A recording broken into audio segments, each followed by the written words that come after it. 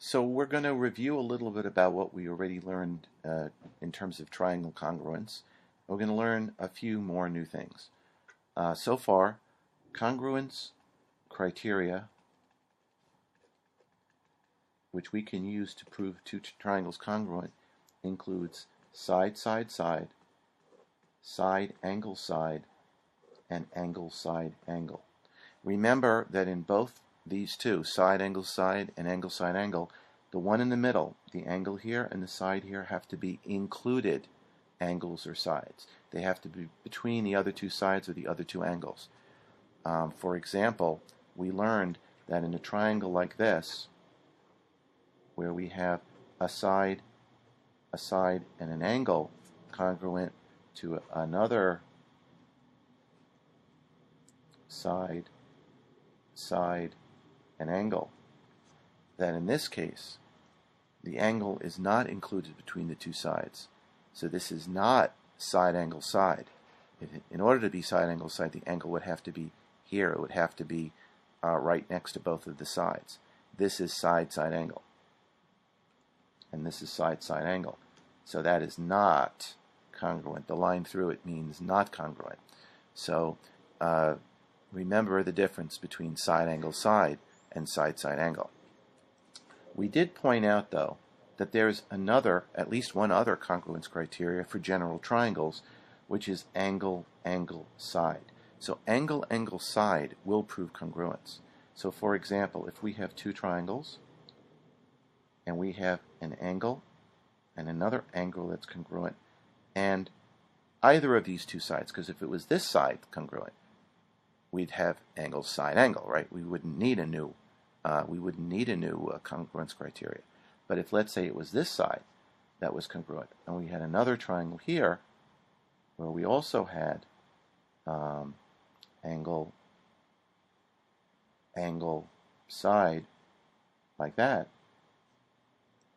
okay, then these two triangles are congruent. So angle, side is also congruence criteria.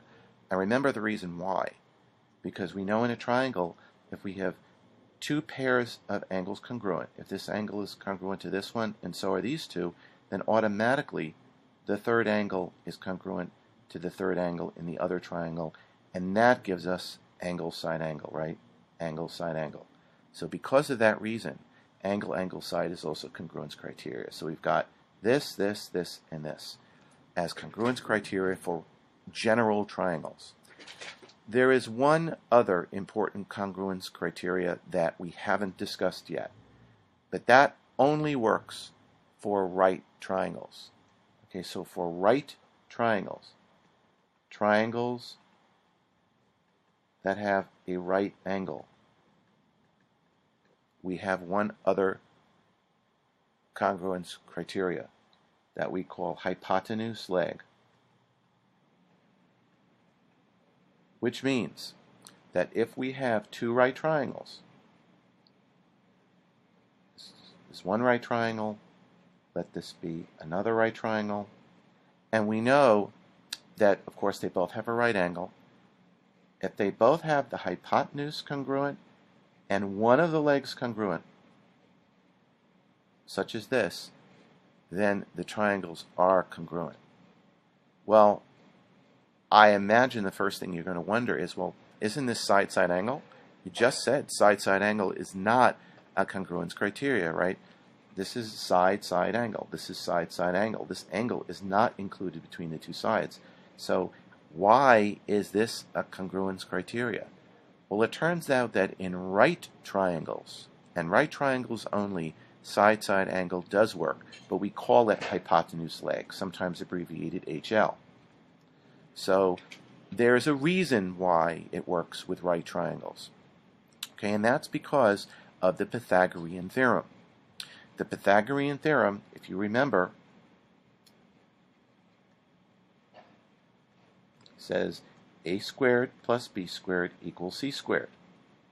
Okay, so if the hypotenuse is c, and let's just say that this side is a, and they're both congruent, which means they're both the same measurements, then let's say this triangle is B the remaining side is b, the remaining length of this triangle is b prime, we can actually prove that b equals b prime. So that means all three sides of the triangle are congruent, and then by side, side, side, we would have we'd have congruence. So the question is, how is that? How and why does that mean the third side is equal? Well, let's write this out. In the first triangle, a squared plus b squared equals c squared. In the second one, we know a squared plus b prime squared, because we don't yet know the length of this side, equals c squared. But we do know that a and c are equal across the triangles. Now we can solve for b squared in this triangle, which gives us c squared minus a squared, and we can solve for b prime squared in this triangle, which gives us also c squared minus a squared. But by transitivity, c squared minus a squared equals c squared minus a squared, which means that b squared has to equal to b prime squared. If we take the square root of both sides, we get b equals b prime. In other words, if we have two right triangles, and we know that the hypotenuse and one of the legs are congruent, we can prove using the Pythagorean theorem that the other leg is also congruent, which means all three sides of the triangle are congruent to all three sides of this triangle. In other words, hypotenuse leg is the same thing as saying side, side, side. And therefore the two triangles are congruent.